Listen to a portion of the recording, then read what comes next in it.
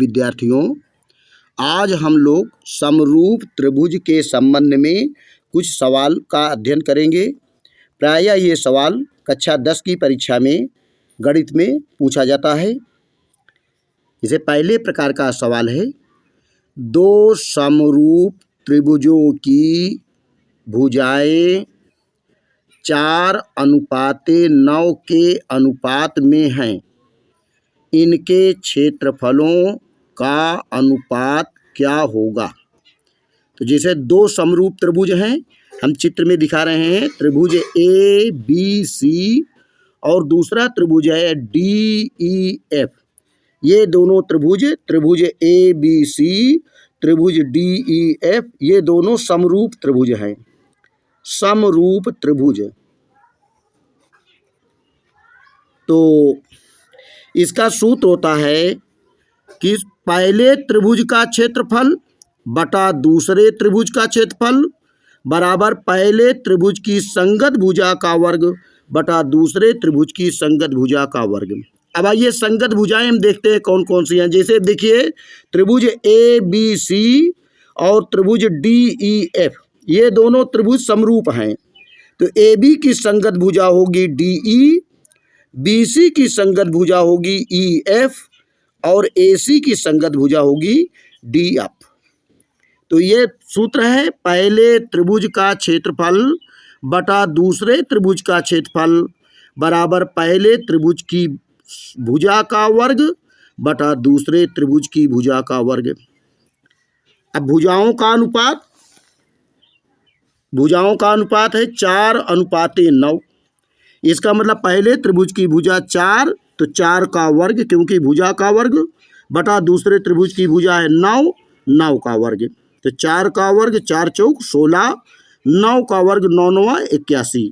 तो क्षेत्रफलों का अनुपात होगा 16:81। That's all. इसी के संबंध में आइए दूसरा सवाल देखते हैं। दो समरूप त्रिभुजों के क्षेत्रफल क्रमशः 36 सेमी वर्ग तथा 49 सेमी वर्ग हैं। दो समरूप त्रिभुज हैं, इनके क्षेत्रफल 36 सेमी वर्ग तथा 49 सेमी वर्ग हैं।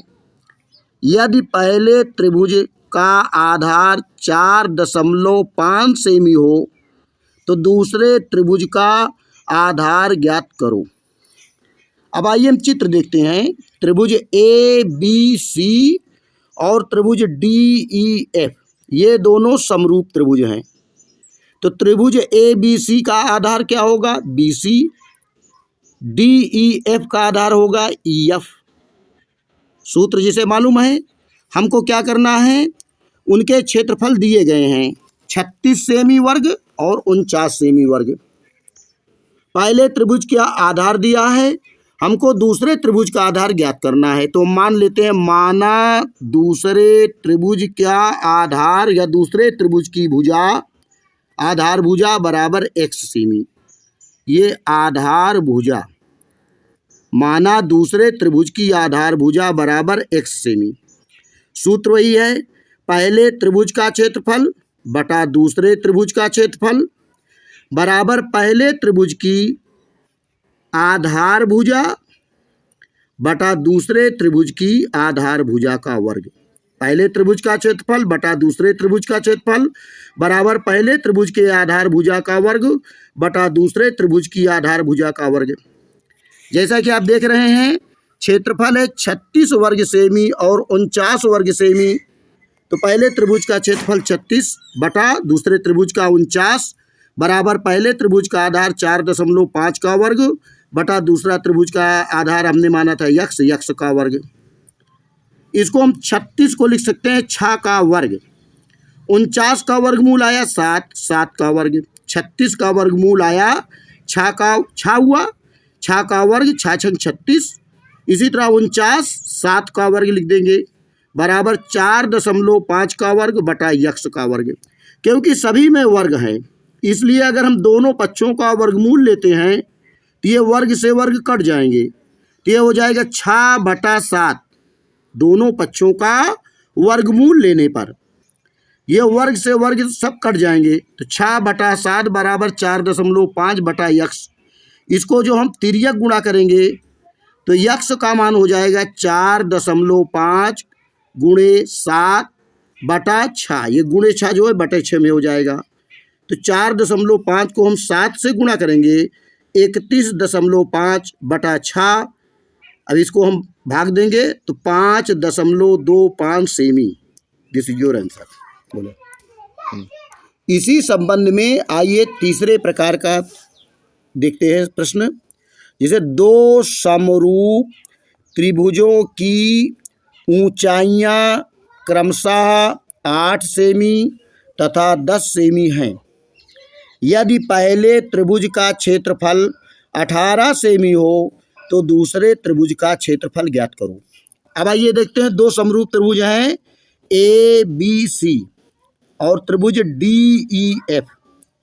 त्रिभुज ए बी सी की ऊंचाई जो है ए एम बराबर 8 सेमी और त्रिभुज डी ई एफ की ऊंचाई डी एन बराबर 10 सेमी।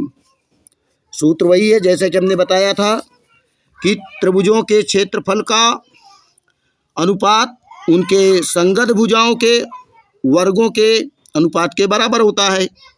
तो संगत भुजा के साथ साथ उनकी जो ऊंचाई है उसके भी अनुपात के बराबर होता है।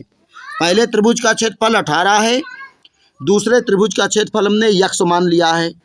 शुरू में लिख देते हैं, माना दूसरे त्रिभुज का क्षेत्रफल बराबर यक्स। तो पहले त्रिभुज का क्षेत्रफल 18, दूसरे त्रिभुज का क्षेत्रफल यक्स बराबर पहले त्रिभुज की ऊंचाई 8 तो 8 का वर्ग बटा दूसरे त्रिभुज की ऊंचाई है 10 सेमी तो 10 का वर्ग। तो 8 का वर्ग 8 अठाई 64, 10 का वर्ग 10 100। इस प्रकार से 18 बटा यक्स बराबर 64 बटा 100। इसी को हम तिर्यक गुणा करेंगे तो ये हो जाएगा 64 यक्स बराबर 18 को 100 से गुणा करेंगे 1800। तो यक्स बराबर 1800 बटा 64। 1800 को 64 से भाग देंगे तो 28.125 सेमी, क्योंकि 1 मीटर में 100 सेंटीमीटर होते हैं, दशमलव के 2 ही स्थान तक जाना चाहिए, इसलिए हो जाएगा 28.13 सेमी। तीसरा अंक 5 है इसलिए किधर बढ़ा दे रहे हैं, 28.13 सेमी। ये आपका आंसर है। उम्मीद है इसमें से एक प्रकार का प्रश्न जो है यूपी बोर्ड कक्षा 10 की परीक्षा में आ सकता है। आप इसका अध्ययन कर लीजिए। चलो।